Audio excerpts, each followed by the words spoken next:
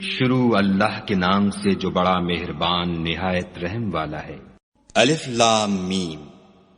کیا لوگ یہ خیال کیے ہوئے ہیں کہ صرف یہ کہنے سے کہ ہم ایمان لے آئے چھوڑ دیے جائیں گے اور ان کی آزمائش نہیں کی جائے گی؟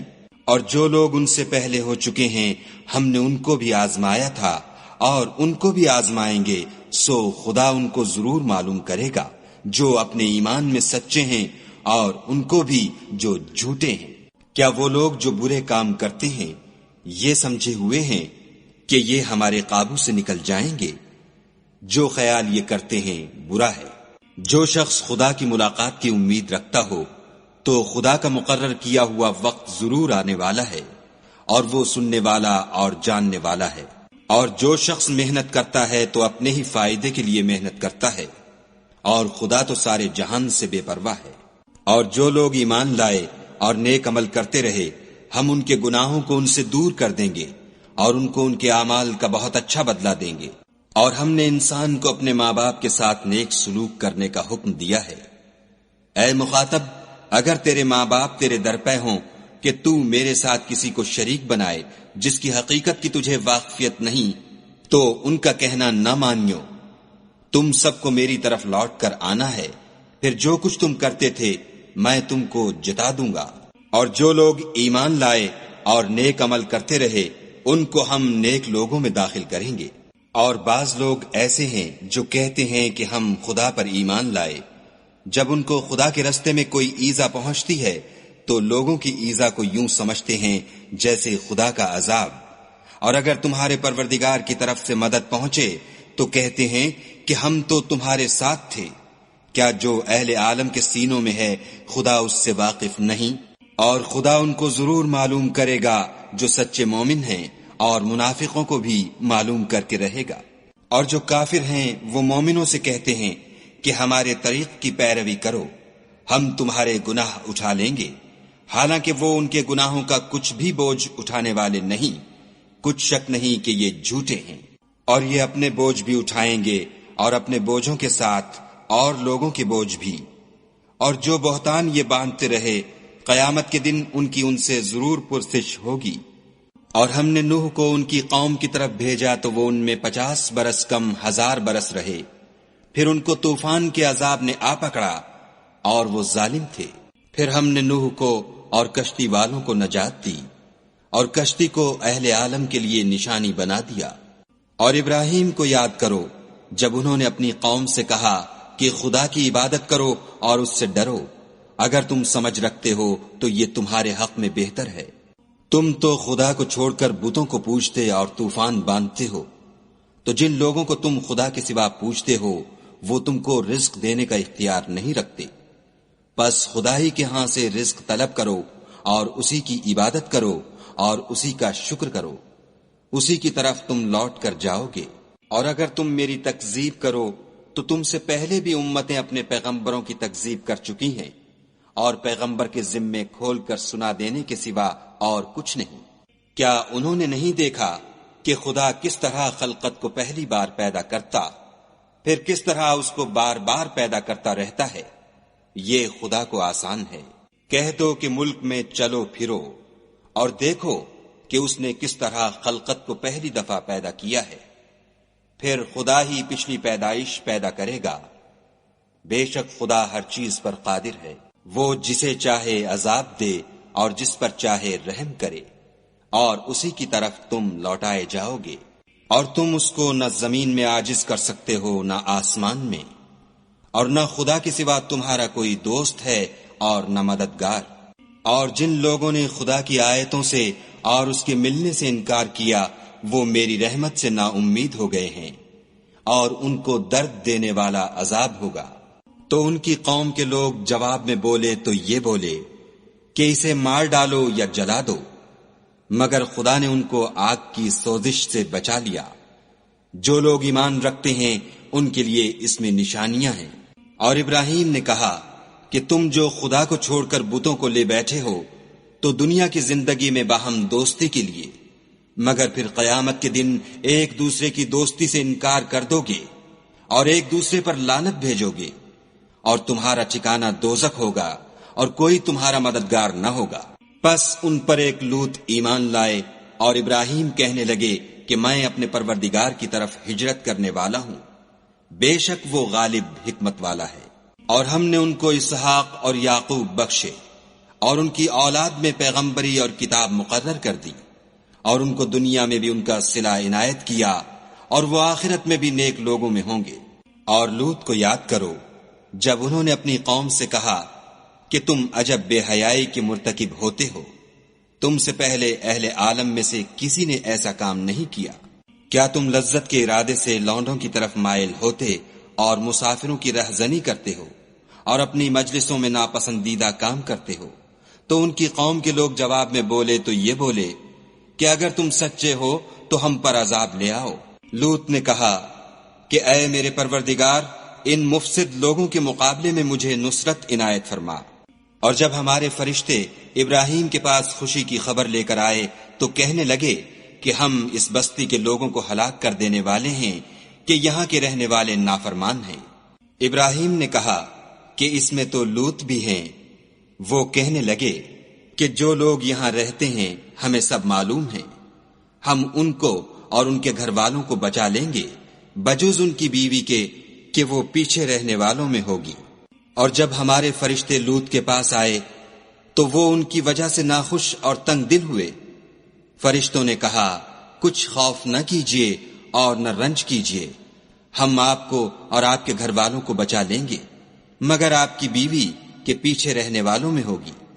ہم اس بستی کے رہنے والوں پر اس سبب سے کہ یہ بد کرداری کرتے رہے ہیں آسمان سے عذاب نازل کرنے والے ہیں، اور ہم نے سمجھنے والے لوگوں کے لیے اس بستی سے ایک کھلی نشانی چھوڑ دی۔ اور مدین کی طرف ان کے بھائی شعیب کو بھیجا تو انہوں نے کہا اے قوم، خدا کی عبادت کرو اور پچھلے دن کے آنے کی امید رکھو اور ملک میں فساد نہ مچاؤ، مگر انہوں نے ان کو جھوٹا سمجھا، سو ان کو زلزلے کے عذاب نے آ پکڑا اور وہ اپنے گھروں میں اوندھے پڑے رہ گئے۔ اور عاد اور سمود کو بھی ہم نے ہلاک کر دیا، چنانچہ ان کے ویران گھر تمہاری آنکھوں کے سامنے ہیں، اور شیطان نے ان کے اعمال ان کو آراستہ کر دکھائے اور ان کو سیدھے رستے سے روک دیا، حالانکہ وہ دیکھنے والے لوگ تھے۔ اور قارون اور فرعون اور حامان کو بھی ہلاک کر دیا، اور ان کے پاس موسیٰ کھلی نشانیاں لے کر آئے تو وہ ملک میں مغرور ہو گئے اور وہ ہمارے قابو سے نکل جانے والے نہ تھے۔ تو ہم نے سب کو ان کے گناہوں کے سبب پکڑ لیا، سو ان میں کچھ تو ایسے تھے جن پر ہم نے پتھروں کا مہ برسایا، اور کچھ ایسے تھے جن کو چنگھاڑ نے آ پکڑا، اور کچھ ایسے تھے جن کو ہم نے زمین میں دھسا دیا، اور کچھ ایسے تھے جن کو غرق کر دیا۔ اور خدا ایسا نہ تھا کہ ان پر ظلم کرتا، لیکن وہی اپنے آپ پر ظلم کرتے تھے۔ جن لوگوں نے خدا کے سوا اوروں کو کارساز بنا رکھا ہے، ان کی مثال مکڑی کسی ہے کہ وہ بھی ایک طرح کا گھر بناتی ہے، اور کچھ شک نہیں کہ تمام گھروں سے کمزور مکڑی کا گھر ہے۔ کاش یہ اس بات کو جانتے۔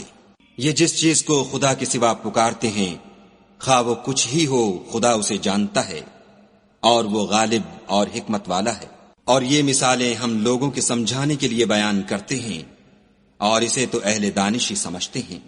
خدا نے آسمانوں اور زمین کو حکمت کے ساتھ پیدا کیا ہے، کچھ شک نہیں کہ ایمان والوں کے لیے اس میں نشانی ہے۔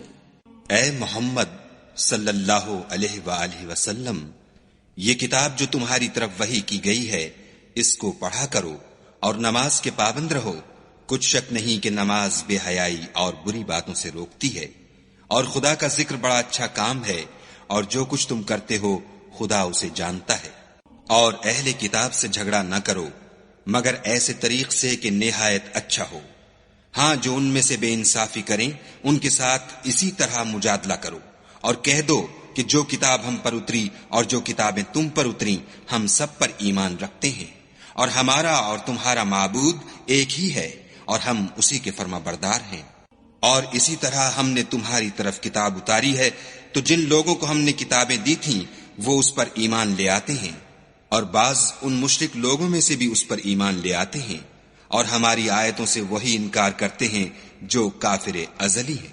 اور تم اس سے پہلے کوئی کتاب نہیں پڑھتے تھے، اور نہ اسے اپنے ہاتھ سے لکھ ہی سکتے تھے، ایسا ہوتا تو اہل باطل ضرور شک کرتے، بلکہ یہ روشن آیتیں ہیں جن لوگوں کو علم دیا گیا ہے ان کے سینوں میں محفوظ، اور ہماری آیتوں سے وہی لوگ انکار کرتے ہیں جو بے انصاف ہیں۔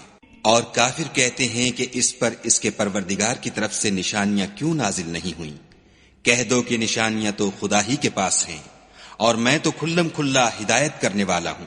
کیا ان لوگوں کے لیے یہ کافی نہیں کہ ہم نے تم پر کتاب نازل کی جو ان کو پڑھ کر سنائی جاتی ہے؟ کچھ شک نہیں کہ مومن لوگوں کے لیے اس میں رحمت اور نصیحت ہے۔ کہہ دو کہ میرے اور تمہارے درمیان خدا ہی گواہ کافی ہے، جو چیز آسمانوں میں اور زمین میں ہے وہ سب کو جانتا ہے۔ اور جن لوگوں نے باطل کو مانا اور خدا سے انکار کیا وہی نقصان اٹھانے والے ہیں۔ اور یہ لوگ تم سے عذاب کے لیے جلدی کر رہے ہیں، اگر ایک وقت مقرر نہ ہو چکا ہوتا تو ان پر عذاب آ بھی گیا ہوتا، اور وہ کسی وقت میں ان پر ضرور ناگہاں آ کر رہے گا، اور ان کو معلوم بھی نہ ہوگا۔ یہ تم سے عذاب کے لیے جلدی کر رہے ہیں، اور دوزخ تو کافروں کو گھیر لینے والی ہے۔ جس دن عذاب ان کو ان کے اوپر سے اور نیچے سے ڈھانک لے گا، اور خدا فرمائے گا کہ جو کام تم کیا کرتے تھے اب ان کا مزہ چکھو۔ اے میرے بندو، جو ایمان لائے ہو، میری زمین فراخ ہے، تم میری ہی عبادت کرو۔ ہر متنفس موت کا مزہ چکھنے والا ہے، پھر تم ہماری ہی طرف لوٹ کر آؤ گے۔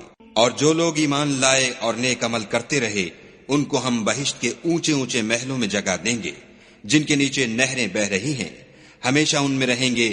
نیک عمل کرنے والوں کا یہ خوب بدلہ ہے، جو صبر کرتے اور اپنے پروردگار پر بھروسہ رکھتے ہیں۔ اور بہت سے جانور ہیں جو اپنا رزق اٹھائے نہیں پھرتے، خدا ہی ان کو رزق دیتا ہے اور تم کو بھی، اور وہ سننے والا اور جاننے والا ہے۔ اور اگر ان سے پوچھو کہ آسمانوں اور زمین کو کس نے پیدا کیا اور سورج اور چاند کو کس نے تمہارے زیر فرمان کیا، تو کہہ دیں گے خدا نے۔ تو پھر یہ کہاں الٹے جا رہے ہیں؟ خدا ہی اپنے بندوں میں سے جس کے لیے چاہتا ہے روزی فراخ کر دیتا ہے، اور جس کے لیے چاہتا ہے تنگ کر دیتا ہے۔ بے شک خدا ہر چیز سے واقف ہے۔ اور اگر تم ان سے پوچھو کہ آسمان سے پانی کس نے برسایا، پھر اس سے زمین کو اس کے مرنے کے بعد کس نے زندہ کیا، تو کہہ دیں گے کہ خدا نے۔ کہہ دو کہ خدا کا شکر ہے، لیکن ان میں اکثر نہیں سمجھتے۔ اور یہ دنیا کی زندگی تو صرف کھیل اور تماشا ہے، اور ہمیشہ کی زندگی کا مقام تو آخرت کا گھر ہے۔ کاش یہ لوگ سمجھتے۔ پھر جب یہ کشتی میں سوار ہوتے ہیں تو خدا کو پکارتے اور خالص اسی کی عبادت کرتے ہیں، لیکن جب وہ ان کو نجات دے کر خشکی پر پہنچا دیتا ہے تو جھٹ شرک کرنے لگ جاتے ہیں، تاکہ جو ہم نے ان کو بخشا ہے اس کی ناشکری کریں اور فائدہ اٹھائیں۔ سو خیر عنقریب ان کو معلوم ہو جائے گا۔ کیا انہوں نے نہیں دیکھا کہ ہم نے حرم کو مقام امن بنایا ہے اور لوگ ان کے گرد و نواح سے اچک لیے جاتے ہیں؟ کیا یہ لوگ باطل پر اعتقاد رکھتے ہیں اور خدا کی نعمتوں کی ناشکری کرتے ہیں؟ اور اس سے ظالم کون جو خدا پر جھوٹ بہتان باندھے یا جب حق بات اس کے پاس آئے تو اس کی تکذیب کرے؟ کیا کافروں کا ٹھکانہ جہنم میں نہیں ہے؟